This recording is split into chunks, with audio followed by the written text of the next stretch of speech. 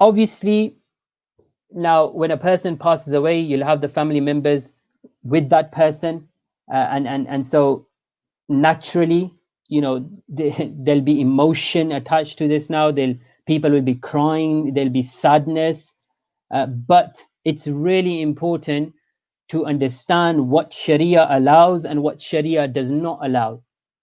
And so the Prophet ﷺ said that the deceased suffers when someone bewails loudly. And so mourning loudly and bewailing is haram.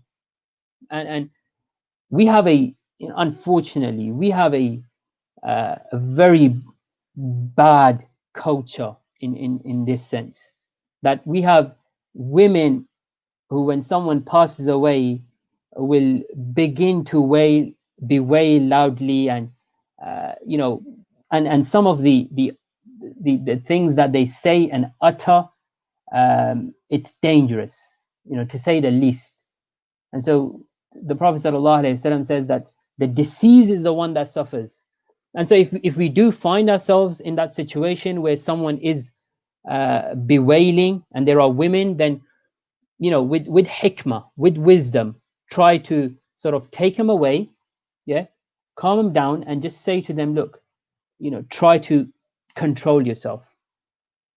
Try to control you. And it's hard, it's difficult, and warning someone at this point, or telling them of a ruling at this point is the most difficult thing. We know that from the hadith of the Prophet ﷺ, when the Prophet ﷺ walked past a graveyard and he heard the bewailing of a woman, and so the Prophet ﷺ, instructed her to be patient, and she said, who are you to tell me to be patient? I've lost a loved one here. You don't know how it feels. And the Prophet ﷺ moved on. See, he didn't say to her, look, do this and do that and etc. No, the Prophet ﷺ just told her, be patient, and then he ﷺ moved on.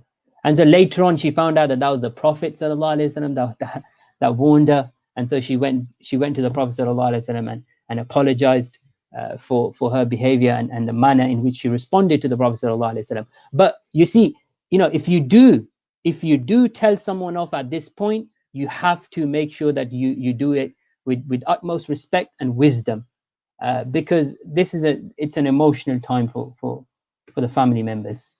But there is no objection in weeping quietly, as the Prophet ﷺ did so on many occasions when his son died. When his wife Sayyidah Khadija radiallahu ta'ala anha passed away, the Prophet ﷺ said, and when people asked him, the Prophet ﷺ says, it's a mercy that Allah made in the hearts of the servants. This emotion and this feeling sadness at the loss of someone, this is a mercy. And so some people unfortunately, some people just don't feel that. Their hearts are so hardened that they don't feel that. But this is a mercy that Allah subhanahu wa ta'ala has placed. The days of mourning, or how many days do you do this, matam, we call it, how many days do we sit, and how many days should we? Well, mourning is allowed up to 3 days. The sunnah isn't beyond 3 days, so we should only be mourning, or officially mourning, for 3 days. That's it. And in the case of a widow who's lost her husband, then for her the mourning period is 4 months and 10 days. So she'll mourn, or she'll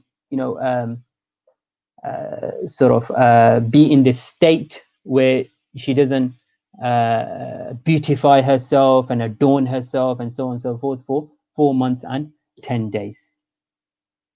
One of the sons of Atiyah radiallahu ta'ala anha died, and when it was the 3rd day, she asked for a yellow perfume and put it over her body, and said, we were forbidden to mourn for more than 3 days except for our husband.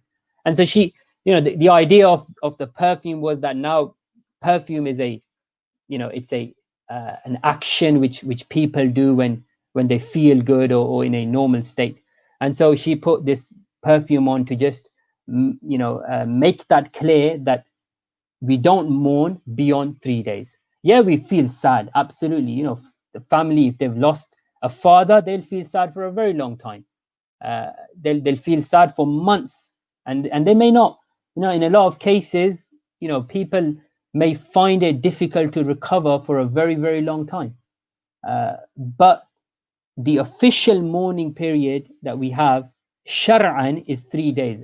After 3 days, we shouldn't expect, this is the thing, we shouldn't be expecting people to have puri in a particular place, and then you going and visiting that place 7 days a week, for like 4 weeks on.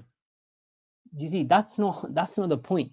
The point is that you go one day, you make dua for that person, you read Fatiha, you share your condolences with the family members, and you give them strength, emotional strength, and if they need anything, then you present yourself, and that's it. And that's the idea, that people know that actually I can rely on this person, and they're there.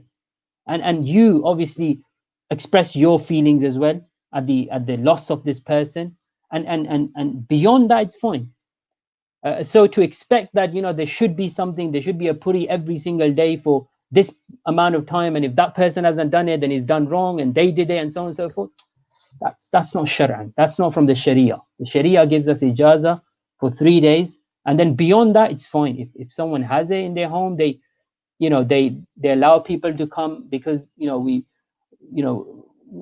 people from all parts of the country, they live in different parts, and they find it difficult to come maybe in the first 3 days, and so you have that extended period, then that's okay. But it's not that shouldn't be the default and the expectation.